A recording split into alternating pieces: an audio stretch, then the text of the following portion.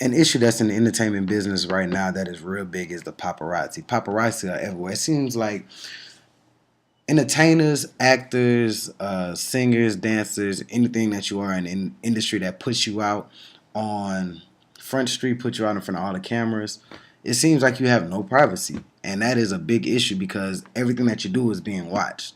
And I feel as though that paparazzi should have some kind of limitation, even if you're in public or whatever. They should have some kind of limitation to what they can put out about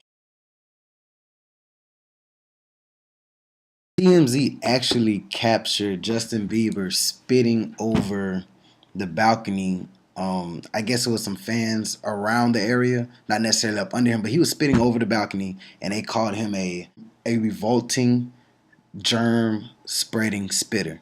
Like that's kind of tearing his character. Like people spit. That's what people do. A lot of people spit. That's just something that people do.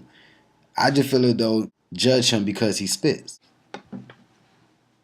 According to Tibber R. Manchin in his article Paparazzi and Public Poverty, that the big myth of people have the right to know, which is an argument that most paparazzi make when they're confronted by a celebrity that they're actually trying to get a picture of or get a story from. Their whole argument is the people have the right to know. Well, Tipper pretty much says that whole statement is a myth. No one has to be informed by others unless they have freely committed themselves to provide such a service. Pretty much saying, if I'm not in a contract with you, you don't need to know anything that I have going on. And I totally agree with that. We don't have the right to know what every celebrity has going on in their life. It has nothing to do with us.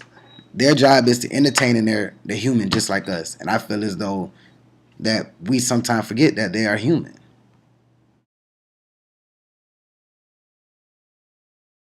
This brings me to my next topic. I believe that people actually idol celebrities too much. With that being said, I was looking at TMZ once again. TMZ did an article on Orlando Brown. Everybody knows Orlando Brown from That's So Raven. He recently was charged with a DUI and have to spend 180 days in jail. And I feel as though if it was a regular person that has a DUI and the people heard about it, they'd be like, okay, he had fun one night, got drunk, he shouldn't got behind the wheel, but he did. Okay, we'll forgive him. But now, since we're talking about Orlando Brown, That's So Raven, who's on the Disney Channel now, oh, he's affecting our kids. But he's in character when he's in on TV in Disney. He's a character. When the show goes off, he's back to Orlando Brown.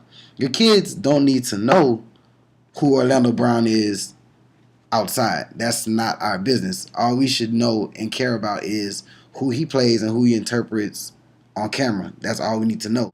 In an interview by MTV entitled Chris Brown Hunted by Families History of Domestic Violence, Chris Brown goes into detail about how his mom was a big influence on how to treat women and gave the history background of how, his mother used to be beat and it's a trait that can be unlearned and everything like that. My issue with the whole topic is, Chris Brown is human. Not saying his action was right, but he has his flaws, which everyone does. And for it to be put out in the media and to tear down his character about a mishap or incident, it shouldn't be everyone's business. He's an entertainer and he is Chris Brown. He's first Chris Brown, then he's an entertainer. Chris Brown is the human. The entertainer is who we see, who we portray him to be. And I feel as though he shouldn't, all his business should not be in the tabloids and what's going on. That's not our business. What he does at home is what he does at home. He's going through his treatments. He went through his treatments and everything, and he's trying to become a better person.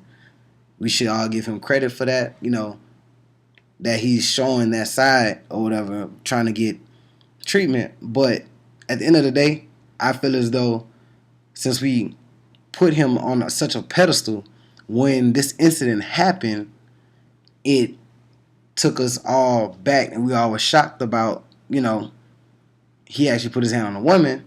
But us being human beings, we all have our faults and we all have issues that we don't want other people to know about, and issues that we try to subside and get treatment for that we don't want anyone to know about. But I just feel as though when we put them on a pedestal of an idol, then it's kind of hard to come down off of that particular pedestal. And that article came from Gil Kaufman from MTV. My next issue with the entertainment business is agents and managers. Right now, in this day and age, it seems like it's hard to find good help, good workers, because I can attest to this because I actually used to model a few years back, and I had a manager, and he did not do his job at all. His job was simply to book my photo shoots, get me gigs, and let me know when I need to be there, book my flights. My manager wasn't doing nothing. I was paying him, and he didn't even do what he needed to do to keep getting paid and to get me paid.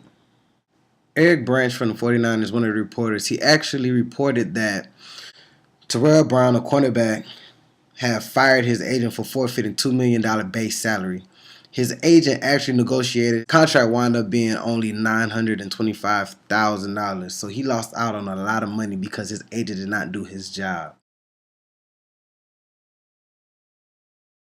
Brown said that's what an agent gets paid to do, to orchestrate the contract and let you know what you can and can't do as far as workouts, OTAs, things of that sort, Brown said. That's what he got paid to do. He did not do that. So, in my opinion, you have to be let go. We all are held accountable for our actions, and it's just a part of business. So with that being said, if your agent isn't doing what he's supposed to do, you're losing out on money, he's losing out on money, and it's just not working out for anyone.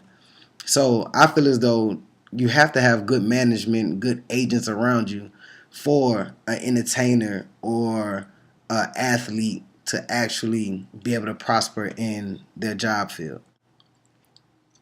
It seems like it's a lot of athletes that have bigger problems with their managers and agents, because it was another athlete going by Elvis Dumervil from the Broncos.